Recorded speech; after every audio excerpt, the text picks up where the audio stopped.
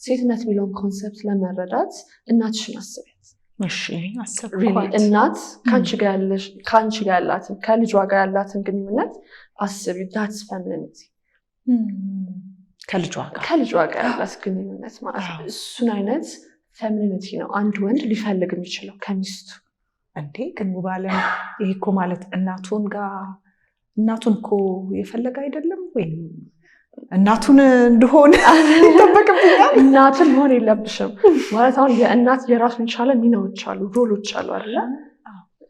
ልጅሽን ዲስፕሊን ታደርጊያለሽ፣ ወደዚህ ሂድ ወደዚህ ና ምናምን ትያለሽ። እሱ እናት መሆን ነው። ግን ሴትነት ምንድነው ኮንሰፕቹዋሊ ብለን ካሰብነው ሀሳቡ መንፈሱ ምንድነው ነው። እሱን መንፈስ ነው ኢምቦዲ ማድረግ ያለባት አንዲት ሴት ባሏን ለማሳረፍ አንድ ወንድ በግንኙነት ለማሳረፍ ማለት ነው።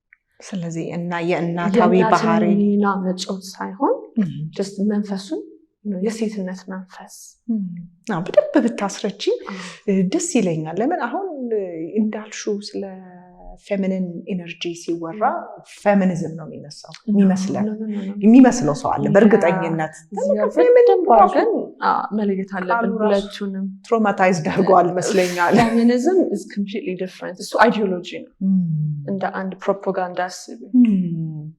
አይዲዮሎጂ ነው። it's an ideology። በጣም ትክክል። femininity is an essence፣ መንፈስ ነው።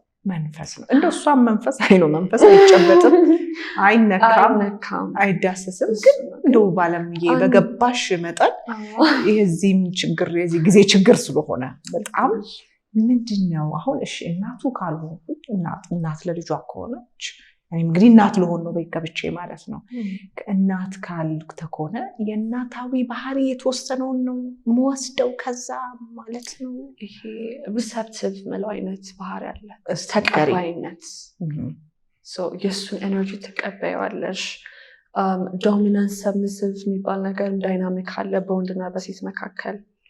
ዩዥሊ አንደኛው ዶሚናንት ከሆነ ሌላኛው ደግሞ ሰብሚሲቭ መሆን አለበት። አንደኛው መሪ ከሆነ ሁለተኛው ተከታይ መሆን አለበት። ራይት? አንድ ዳይናሚክ እንደዛ ነው የሚሰራ። ሁለት መሪ ሊኖር አይችልም፣ ሁለት ተከታይ ሊኖር አይችልም።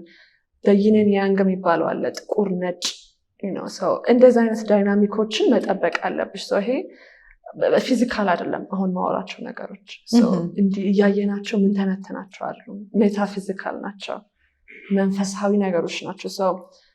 ትንሽ ከአይምሮሽ መውጣት አለብሽ፣ ወደ ልብሽ መግባት አለብሽ ይሄ ነገር ለመረዳት ማለት ነው። አንድ ግንኙነት በጣም ጤናማ ከሆነ ፒውርሊ ጤናማ ከሆነ ንጹህ ፍቅር ካለው ይሄ ነገር ይፈጠራል ስፖንቴኒየስሊ።